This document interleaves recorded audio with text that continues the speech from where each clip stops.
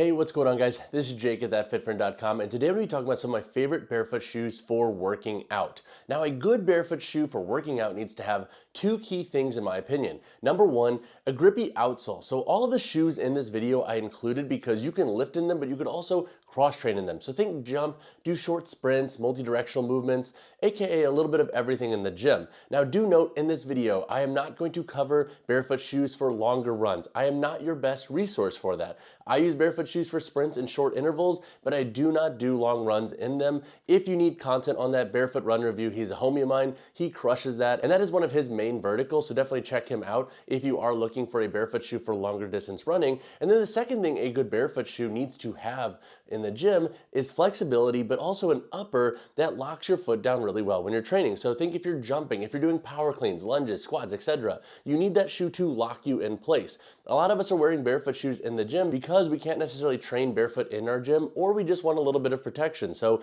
that protection needs to give us grip and then also security in the upper. And then obviously it kind of goes without saying, but a good barefoot shoe for training needs to have a wider toe box to allow your toes to splay and do what they need to do to help promote balance and stability, etc. But that said, let's dive in. I included a lot of different picks that I have lifted in, jumped in, trained in, etc., and I can vouch for. All right, so the first shoes I want to talk about are actually the cheapest in this list, and this includes the WHITIN high top barefoot shoe, the WHITIN mesh or knit barefoot shoe. You can also look into Airhouse. These are all on Amazon, and they cost around like $45 to $60. Now, I wanted to start with these shoes because if you are new to barefoot shoes, these can be a really good starting option. You're not going to drop a ton of money on them. You can start to acclimate, and they have slightly higher stack height, so a little bit more material that separates the foot from the floor, so they can be good intro to barefoot shoes in the gym because they're going to give you a little bit more cushion and protection. Now, do note when you're looking into these cheaper barefoot shoes, their uppers aren't going to be as premium. They're not going to be as form-fitting,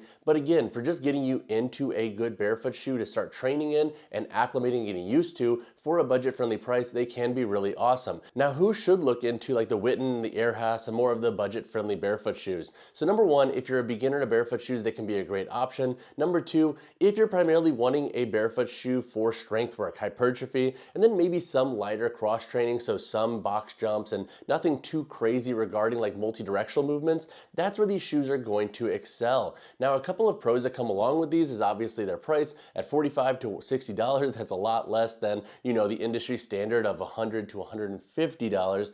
Plus, for some of the barefoot shoes, you'll see in this video, there are some pretty expensive barefoot shoes on the market. The second pro that comes along with them is their overall flexibility and the grip of the outsole. So despite being a little bit cheaper, these shoes move pretty dang well. They're very simplistic with their sole construction, and their outsoles grip really well. They generally have full rubber outsoles, and they do a pretty good job on different surfaces, so you shouldn't have any form of grip issues in these models. And then the third pro that comes along with them is their upper constructions. They tend to be pretty dang comfortable. The knit and mesh uppers on both the Airhouse and the WHITIN models form fit pretty well to the foot. Now, they don't give you the most security for harsh multi-directional work, but again, if you're just looking into barefoot shoes for some general cross-training strength and hypertrophy work, these can be great options, and their uppers should give you enough security for those contexts. The next shoe is one of my personal favorites, and that is the Tolos Archetype 2.0. Now, I have talked to Evan, the founder of Tolos, and they are working on a V3 of this shoe, so I am super stoked to see that. I think he said that it's going to have like a little bit of the hint of the old V1 that a lot of us loved, with some of the V2 characteristics, but a lot more of a nod to that original Archetype, which honestly was one of my all-time favorite barefoot shoes for training. But that said, with the Archetype 2.0, this shoe is going to be best for anybody who wants that barefoot shoe that they can lift in, cross-train in, and then also wear out and about casually. This is one of those good shoes that can kind of do it all. Now, a few pros that come along with this shoe is number one, its appearance. This model, I think, has a nice look to it. It doesn't look overly boxy in the toe box, so if you're brand new to barefoot shoes and you're not really stoked on how they look, I do feel like the Archetype can be a good option to kind of like start to ease you in to having a wider toe box and seeing that on your foot when you're looking down, etc., because that is a thing. The second pro that comes along with this shoe is its overall versatility in the gym. The rubber outsole grips pretty well, and then you also have a polyester upper that locks that foot down pretty well. This upper is a little bit heavier than some of your lightweight standard mesh and knit options, so if you are somebody who's big on jumping, you need a shoe for multi-directional work, and you need a shoe for power focus exercises, that's where the Archetype 2.0 can do a really good job. And then number three, if you like a booty style construction with your shoe, this can be a great option to go with. So the population, for example, that resonate really well with this shoe, and I am included in this population, is if you like to just kind of set your laces laces and forget it and you don't want to have to crank them tight and loosen them every single time you put your foot in, this can be a good option. Generally speaking, you can lace these a little bit looser, go to the gym, and you don't have to necessarily mess with the laces, and you're gonna have enough security. That's also great for daily wear context as well. So if that's something you're big on, you will like the Archetype 2.0 in my opinion. And now that said, that 3 should be coming out probably deep in 2026. So I would say if you are interested in the 2, or if you are interested in saving money, look into this model. They do have some pretty solid sales right now. The next shoe I want to talk about is the Innovate Bare XF V2. Now, who is this shoe going to be best for? If you are somebody wanting a lightweight shoe that has a sock-like fit for lifting, cross-training, and CrossFit, this can be a great option to go with. This is not going to be a barefoot shoe that I think works for everybody because it does have a slightly rounded sole. It is a very much acquired taste, but when it comes to feeling sporty on the feet, but also able to withstand cross-training and CrossFit workouts,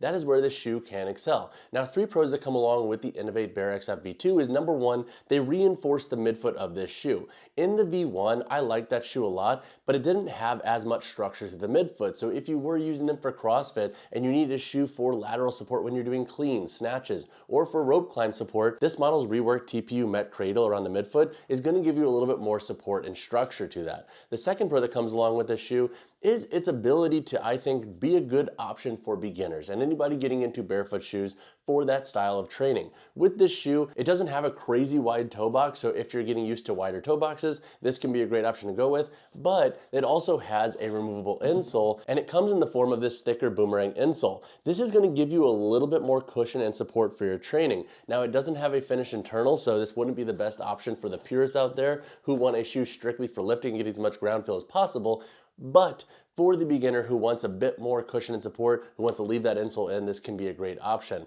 And the third pro that comes along with this shoe is its outsole construction. Now, this is going to be a very hit or miss thing, but it does have that slightly rounded outsole. And if you look back here in the heel, you'll see what I mean. Essentially, this outsole or this sole comes up and wraps around the heel versus being very flat. So for things like powerlifting, that can be a hindrance of this shoe. But for general strength work, hypertrophy, athletic style stuff, this sole can feel really good and it moves really well with the foot. So if you are falling into that cross-training, CrossFit, or beginner camp, the Innovate Bare XF V2 can be a really good option to explore. The next shoe I want to cover, and this is one that I think is slept on by a lot of folks, and I will talk about some Xero Shoes runner-up options in this video as well, but the Xero Shoes X1. This is their basketball shoe, and this is a surprisingly awesome barefoot shoe for doing a little bit of everything in the gym. So I think if you are that athlete that wants a shoe to lift, sprint, jump, etc. in, this can be a great option to go with. It's built for basketball, so you know it's going to have good upper security and versatility across the board. Now, some runner-up options include the 360. That can be a good option for the CrossFit and cross-training focused individual. And then you also have models like the Prio HFS2. They're a bit more generalist, can be used for some short runs, lifting, etc. But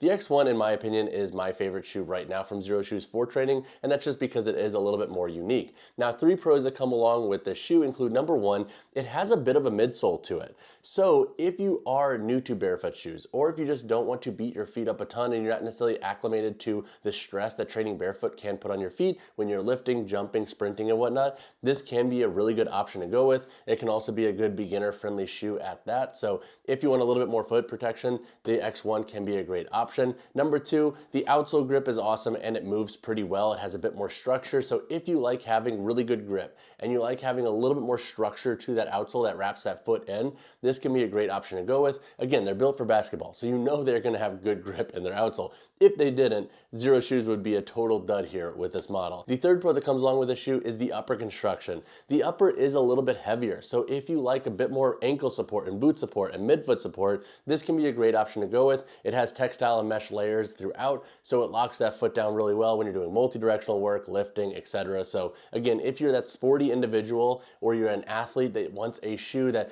gives you a barefoot feel but still gives you a bit of a midsole, this can be a great option to go with. The next shoe I want to cover is the AVANCUS Apex Power V3. Now, this model is going to be best for folks who are powerlifting or needing a shoe for a lot of lifting. This model can work for cross training and some athletic style workouts, but its bias definitely lies in the more powerlifting and strength focused niche. And so if you do want a shoe primarily for squats, heavy deadlifts, and for most of your accessories, that's where the AVANCUS Apex Power V3 can make a lot of sense. Now, 3 pros that come along with this shoe is, number 1, its grip. The outsole grip in this shoe is awesome. It has a really aggressive tread, and you also have an outsole that wraps up on the lateral and medial side of this shoe. So when it comes to giving you lockdown when doing sumo deadlifts or any form of lateral lifting, lateral work, or dynamic work, this shoe does a really good job at providing you a nice bite and then also confidence in your outsole when you're catching weight, etc. The second pro that comes along with the shoe is its flatter construction. So think back to the Innovate Bare XF V2. Remember that rounded sole? This would be a good shoe on the counter end of that regarding its flatness. So you have a very flat base back here in the heel, you have a very flat base up here in the forefoot, and you have limited toe spring. So if you want a very flat feeling shoe that feels very stable on the ground, it doesn't have a lot of rock to it, that's where the Apex Power V3 can make a lot of sense.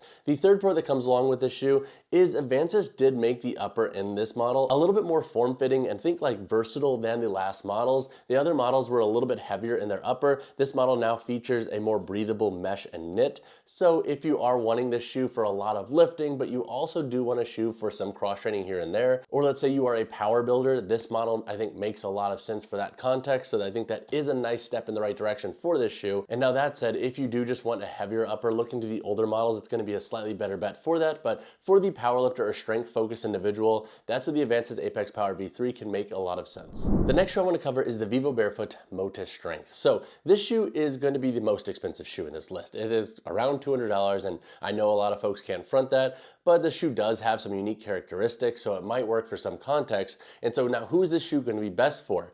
If you're somebody who wants a more rigid outsole and upper, so you like having a bit more structure and material to lock your foot down for cross training, lifting, etc., or you want a barefoot shoe for CrossFit, that's where this shoe can make a lot of sense. It's also one of the more aggressive shoes for training that Vivobarefoot makes. Now you could also look into the Hydra ESC or models like the Vivobarefoot Primus Light 3.5 if you're looking for other shoes for training from Vivobarefoot. Those are some honorable mentions in this video, but three pros that come along with the Motus Strength include: number one, its upper is heavier and its outsole is also pretty dang rigid. So if you want a shoe for protection from rope climbs, abrasion, this model can be pretty good. So this upper here, for example, has like a rubbery overlay to it, some TPU on it. So it's going to give you a bit more protection from toe dragging or any form of gym equipment that could cause some abrasion on the foot or just, create some wear and tear and whatnot. You also have an outsole that wraps up and around the shoe as well to help give you protection and additional outsole grip. The second pro that comes along with this shoe is it has a low profile fit and a TPU or rubber cap back here on the heel. So if you like a very locked down feel with your shoe and a bit more of a sock-like low profile fit,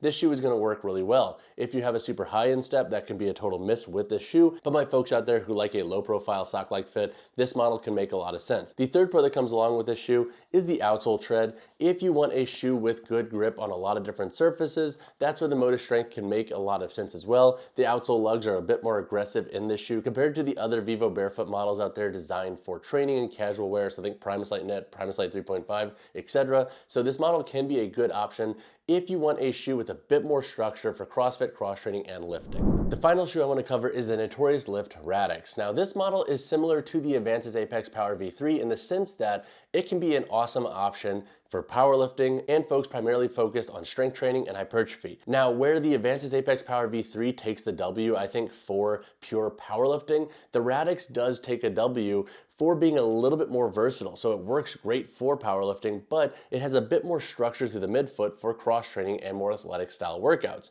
Now, three pros that come along with the Radix include: number one, its overall flexibility. This model has a super low stack height and you could take the insole out and train in it. It has a finished internal construction. So if you want max ground feel, the Radix can be a really good option to go with. It's going to give you a super close to the ground feel, and the lugs aren't so aggressive to where they really take away the feel from the ground or put you too far off of the ground. The second pro that comes along with this shoe is the outsole grip and its overall tread patterning. This model has grippy lugs. They have this directional tread pattern. So for forward stuff, for turf work, for deadlifting, for squats, this model does a really good job of giving you grip. And there is a bit of an outsole wrap around the heel, the lateral side of the forefoot, and the medial side. So it does give you additional support there as well. The third pro that comes along with this shoe is, again, if you want a shoe primarily for strength work, powerlifting, etc., but you also want to jump and do some cross training, that's where this shoe can excel. Now they do have a Radix Pro. That model is going to be a little bit more dialed regarding the upper construction and security. So if you need a shoe with a bit more structure to it, look into that model. But for everybody else who doesn't really care and they just need a little bit of structure, the Radix can be a good option, and it has a decent price point too. All right, y'all, that wraps up this video covering some of my favorite barefoot shoes for training. If you have additional questions on any of the shoes mentioned, drop a comment down below and I can help you out accordingly. Or if you're trying to decide which direction you should go with and maybe you're on the fence between 2 or 3, let me know how you like to work out, what you're currently training in, and I can easily give you a nudge in the right direction. But all that said, I will see you guys in the next one. As always, drop a like on the video, drop a subscribe to the channel. I'll see you guys in the next one.